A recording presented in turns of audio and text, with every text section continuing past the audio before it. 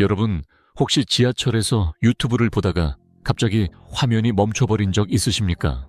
카카오톡을 켜봤더니 메시지 전송 자체가 안 되고 지도는 로딩 중 화면에서 꿈쩍도 안 하고 그렇다고 추가 데이터 충전하려니 또 돈이 아깝고 그 찝찝하고 답답한 순간 한 달에 한두 번씩은 다들 겪어보셨을 겁니다.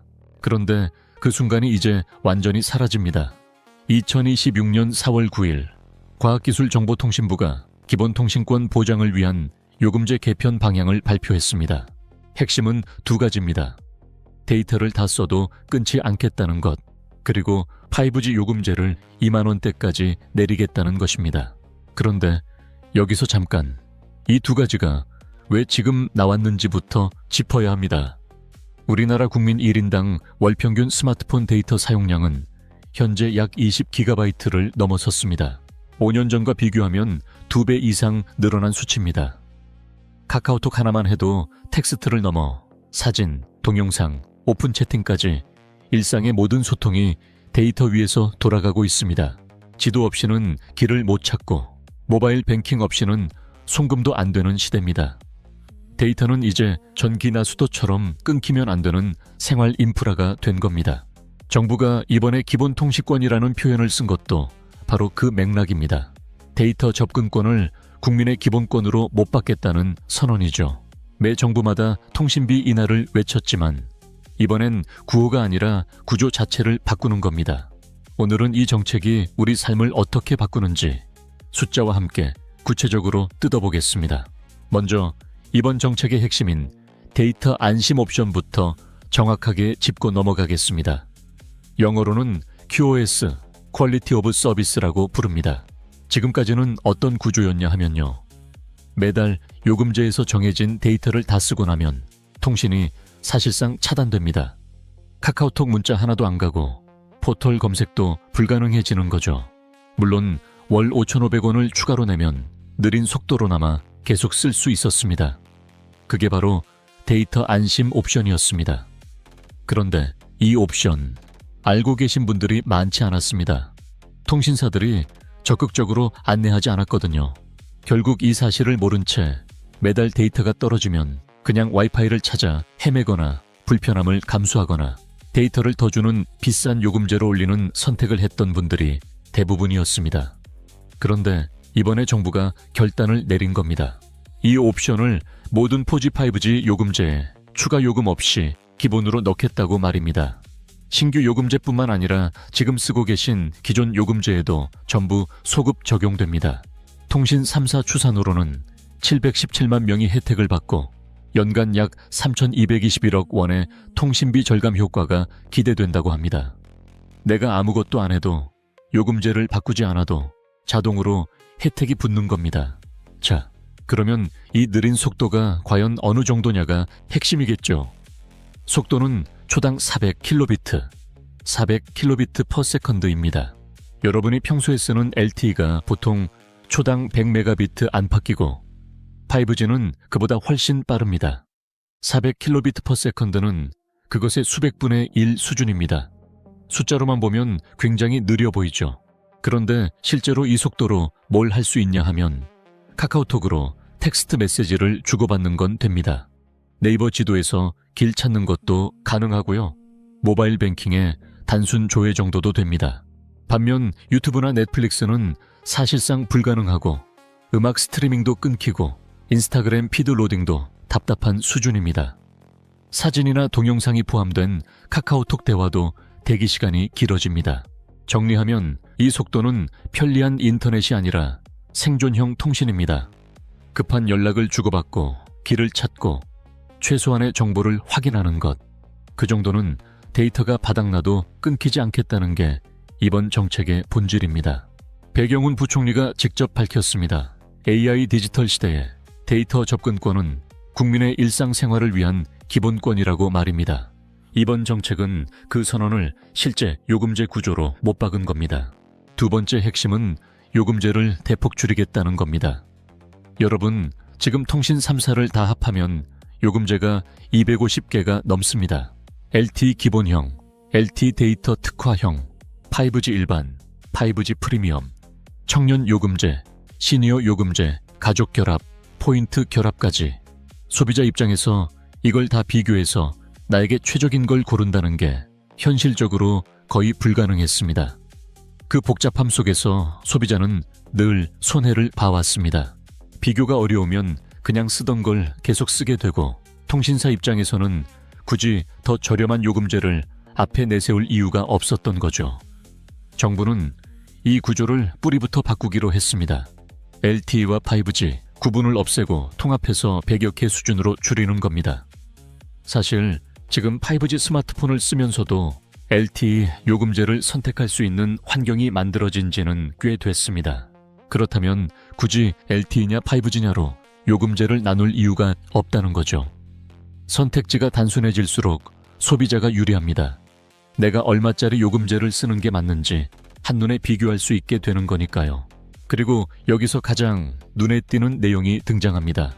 바로 2만 원대 5G 요금제 신설입니다. 지금 5G 요금제 최저 구간이 3만 원 후반대입니다. 이걸 2만 원대로 낮추겠다는 건데요. 구체적으로 예시로 제시된 금액이 월 27,830원입니다. 기존 최저 요금제보다 11,000원 이상 저렴합니다. 1년이면 13만 원이 넘게 절약되는 겁니다. 커피 한 잔에 6,000원 하는 시대니까 연간 커피 20잔 값이 통신비에서 그냥 빠지는 셈이죠. 또 하나, 이번 개편에서 특히 주목해야 할 부분이 있습니다. 65세 이상 어르신들에게는 음성과 문자를 무제한으로 기본 제공하게 됩니다. 약 140만 명의 어르신 이용자가 연간 590억 원의 통신비를 아낄 수 있다는 게 통신 3사의 추산입니다. 디지털에 익숙하지 않아 요금제를 잘 못 바꾸셨던 부모님, 조부모님 세대가 이번 개편의 가장 큰 수혜자가 됩니다. 어르신들은 데이터보다 전화통화를 훨씬 많이 쓰십니다. 그런데 지금까지는 음성통화 제한이 있는 요금제에 가입된 분들이 많아서 초과 요금이 꼬박꼬박 붙었거든요. 그 부담이 이번에 한꺼번에 사라지는 겁니다. 10월부터는 최종 요금제 고지 제도도 시행됩니다. 앞으로는 통신사가 내 사용 패턴을 분석해서 주기적으로 더 적합한 요금제를 안내해줘야 하는 의무가 생깁니다. 지금까지는 소비자가 알아서 발품을 팔아야 했다면 이제는 통신사가 먼저 손을 내미는 구조로 바뀌는 겁니다. 통신사가 스스로 당신은 이 요금제가 더 쌉니다 라고 말해야 하는 의무를 지게 되는 거니까 소비자 입장에서는 가만히 있어도 최적화가 되는 구조입니다. 자, 그렇다면 이게 실제로 내 통신비를 얼마나 바꾸는지 케이스별로 뜯어보겠습니다. 먼저 지금 3만 원대 이상 요금제를 쓰면서 데이터 안심 옵션을 따로 유료로 내고 계신 분들입니다. 이분들은 월 5,500원이 바로 절약됩니다. 아무것도 안 해도 따로 신청하지 않아도 자동으로 됩니다. 1년이면 66,000원입니다. 이번 정책에서 가장 즉각적이고 직접적인 혜택을 받는 분들이 바로 여기에 해당합니다. 그 다음으로 3만 원대 이상 요금제를 쓰는데 매달 데이터가 항상 남는 분들입니다. 이분들은 사실 필요 이상으로 비싼 요금제를 쓰고 있을 가능성이 높습니다. 10월부터 최종 요금제 고지 제도가 시행되면 통신사가 먼저 분석해서 더 저렴한 요금제를 안내해 줍니다. 세 번째는 현재 5G 최저가 요금제인 3만 원 후반대를 쓰면서 데이터를 많이 안 쓰는 분들입니다. 이분들은 상반기 내에 출시될 2만 원대 요금제로 옮기는 것만으로 월 10,000원 이상이 절약됩니다. 1년으로 환산하면 12만 원이 넘습니다. 치킨 6마리 값이 그냥 통장에 남는 겁니다. 마지막으로 65세 이상 가족이 계신 분들입니다. 음성 문자 무제한 혜택이 자동으로 적용됩니다. 부모님이나 조부모님이 요금제를 잘 모르셔서 불필요하게 초과 요금을 내고 계셨다면 이번 개편으로 그 부담이 사라집니다. 가족분들 요금제를 한 번만 확인해 두시면 달라진 혜택을 바로 체감하실 수 있을 겁니다. 그렇다면 해외는 어떨까요? 잠깐 비교를 해보겠습니다. 영국은 2023년부터 통신사가 소비자에게 계약 만료 시 더 저렴한 요금제를 의무적으로 안내하도록 법제화했습니다. 프랑스는 2012년 알뜰폰 시장을 대대적으로 개방한 이후 통신비가 10년 사이 절반 이하로 떨어졌습니다. 핀란드는 데이터 소진 후 저속 제공이 이미 오래전부터 기본 탑재된 나라입니다. 이렇게 보면 한국이 이번에 추진하는 방향은 글로벌 스탠더드와 정확히 같은 궤도 위에 있습니다. 늦은 감이 없지 않지만 방향만큼은 맞습니다. 특히 한국은 세계 최고 수준의 통신 인프라를 갖추고 있으면서도 요금제 구조의 복잡함 때문에 소비자가 제대로 된 혜택을 누리지 못한다는 지적이 꾸준히 있어 왔습니다. 이번 개편이 그 오래된 구조적 문제를 해결하는 출발점이 될 수 있다는 점에서 의미가 큽니다. 일정도 정리해 드리겠습니다. 과기정통부는 2026년 상반기, 그러니까 6월 안에 이번 개편을 마무리하겠다고 밝혔습니다. 이르면 5월에 통합요금제 개편안이 공개될 전망이고 10월부터는 최저요금제 고지제도가 본격 시행됩니다. 지금 당장 하실 일은 많지 않습니다. 데이터 안심 옵션은 자동 적용되고 어르신 혜택도 자동입니다.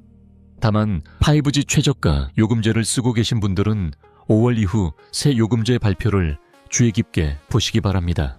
그때 갈아타는 게 가장 합리적인 타이밍입니다. 지금 당장 요금제를 바꾸려고 통신사 대리점에 달려가실 필요는 없습니다. 5월 그 발표를 기다리십시오.